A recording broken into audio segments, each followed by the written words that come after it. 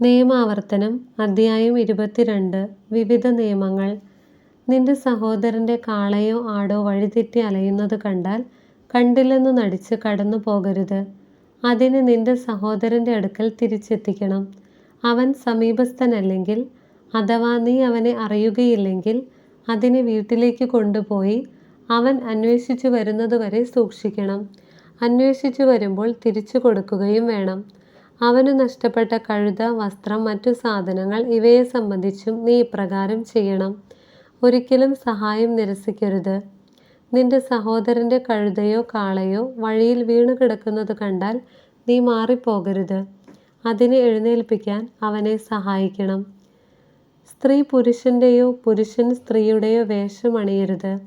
അപ്രകാരം ചെയ്യുന്നവർ നിന്റെ ദൈവമായ കർത്താവിന് നിന്ദ്യരാണ്.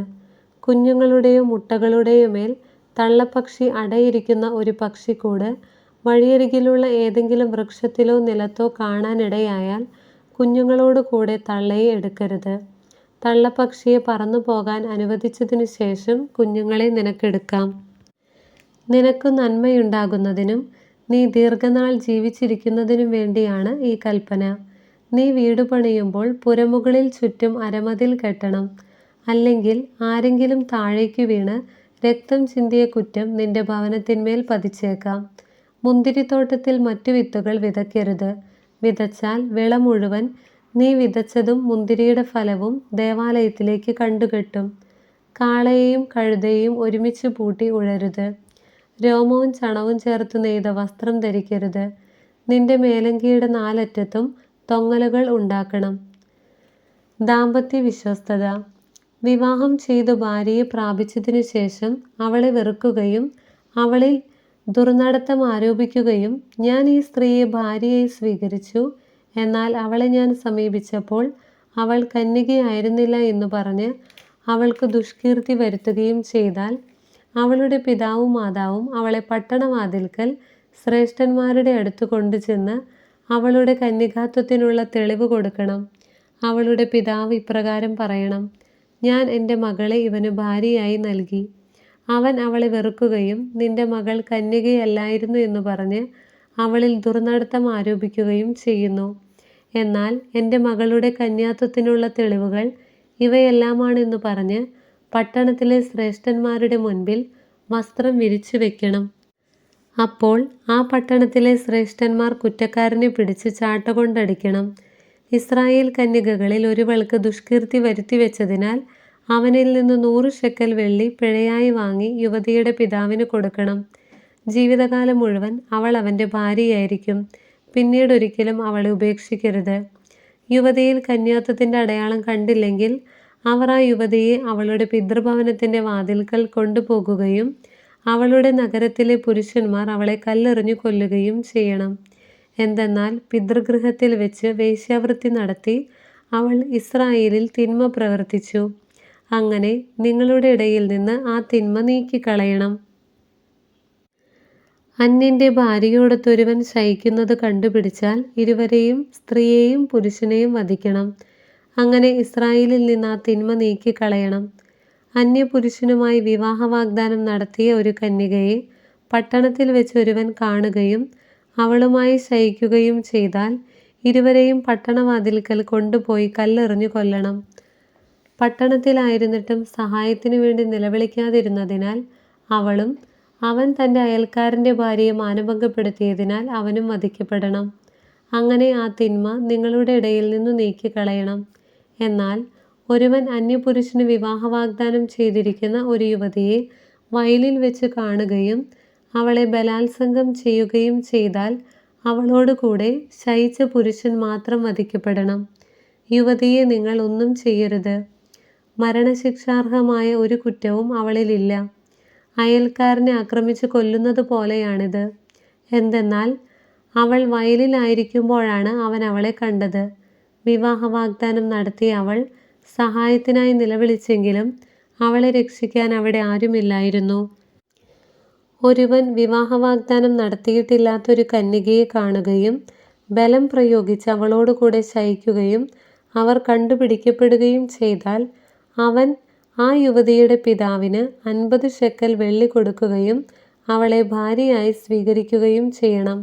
എന്തെന്നാൽ അവൻ അവളെ മാനഭംഗപ്പെടുത്തി. ഒരിക്കലും അവളെ ഉപേക്ഷിച്ചുകൂടാ. ആരും തൻ്റെ പിതാവിൻ്റെ ഭാര്യയെ പരിഗ്രഹിക്കരുത്. അവളെ അനാവരണം ചെയ്യുകയുമരുത്. അധ്യായം 23. സഭയിൽ പ്രവേശനമില്ലാത്തവർ. വൃഷണം ഉടയ്ക്കപ്പെട്ടവനോ ലിംഗം ഛേദിക്കപ്പെട്ടവനോ കർത്താവിൻ്റെ സഭയിൽ പ്രവേശിക്കരുത്. വേശ്യാപുത്രൻ കർത്താവിൻ്റെ സഭയിൽ പ്രവേശിക്കരുത്. 10-ാമത്തെ തലമുറ വരെ അവൻ്റെ സന്തതികളും കർത്താവിൻ്റെ സഭയിൽ പ്രവേശിക്കരുത്. അമോന്യരോ മൊവാബ്യരോ കർത്താവിൻ്റെ സഭയിൽ പ്രവേശിക്കരുത്. അവരുടെ 10-ാമത്തെ തലമുറ പോലും കർത്താവിൻ്റെ സഭയിൽ പ്രവേശിക്കരുത്. എന്തെന്നാൽ നിങ്ങൾ ഈജിപ്തിൽ നിന്ന് പോരുന്ന വഴിക്ക് അവർ നിങ്ങൾക്ക് അപ്പവും വെള്ളവും തന്നില്ല. നിങ്ങളെ ശപിക്കാൻ വേണ്ടി മെസൊപ്പൊട്ടോമിയായിലെ പെത്തോറിൽ നിന്നു ബയോറിൻ്റെ മകനായ ബാലാമിനെ കൂലിക്കെടുക്കുകയും ചെയ്തു. എങ്കിലും നിങ്ങളുടെ ദൈവമായ കർത്താവ് ബാലാമിൻ്റെ വാക്കു കേട്ടില്ല. നിങ്ങളെ സ്നേഹിച്ചതുകൊണ്ട് അവൻ്റെ ശാപത്തെ അവിടുന്ന് അനുഗ്രഹമായി മാറ്റി. ഒരു കാലത്തും അവർക്ക് ശാന്തിയോ നന്മയോ നിങ്ങൾ കാംക്ഷിക്കരുത്. ഏദോമ്യരെ വെറുക്കരുത്. അവർ നിങ്ങളുടെ സഹോദരരാണ്. ഈജിപ്തുകാരെയും വെറുക്കരുത്. എന്തെന്നാൽ അവരുടെ രാജ്യത്ത് നിങ്ങൾ പരദേശികളായിരുന്നു. അവരുടെ 3-ാം തലമുറയിലെ മക്കൾ കർത്താവിൻ്റെ സഭയിൽ പ്രവേശിച്ചു കൊള്ളട്ടെ. പാളയത്തിൻ്റെ വിശുദ്ധി. ശത്രുക്കൾക്കെതിരായി പാളയമടിക്കുമ്പോൾ നിങ്ങൾ എല്ലാ തിന്മകളിലും നിന്ന് വിമുക്തരായിരിക്കണം. സ്വപ്നസ്ഖലനത്താൽ ആരെങ്കിലും അശുദ്ധനായി തീർന്നാൽ അവൻ പാളയത്തിനു പുറത്തു പോകട്ടെ, അകത്തു പ്രവേശിക്കരുത്. സായാഹ്നമാകുമ്പോൾ കുളിച്ച് ശുദ്ധനായി സൂര്യാസ്തമയത്തിനു ശേഷം അവന് പാളയത്തിനകത്തു വരാം.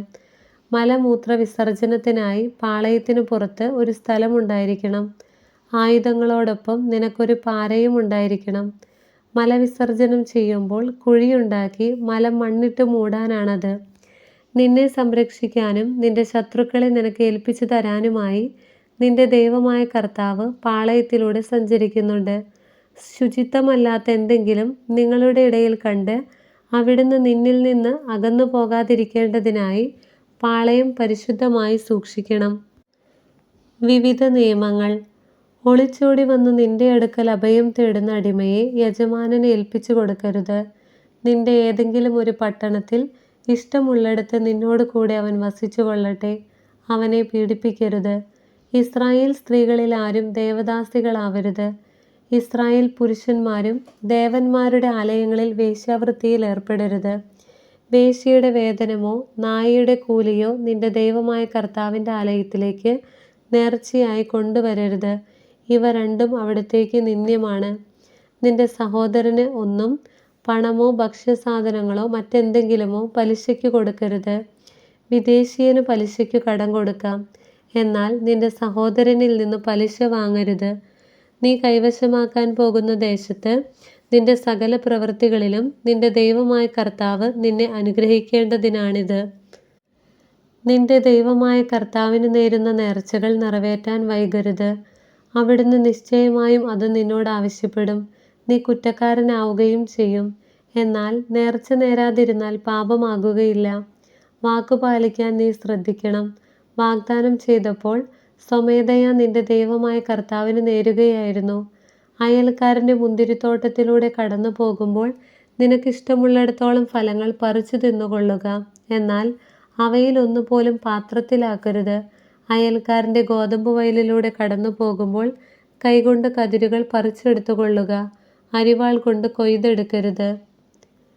ദൈവമായ കർത്താവിന് സ്തുതി.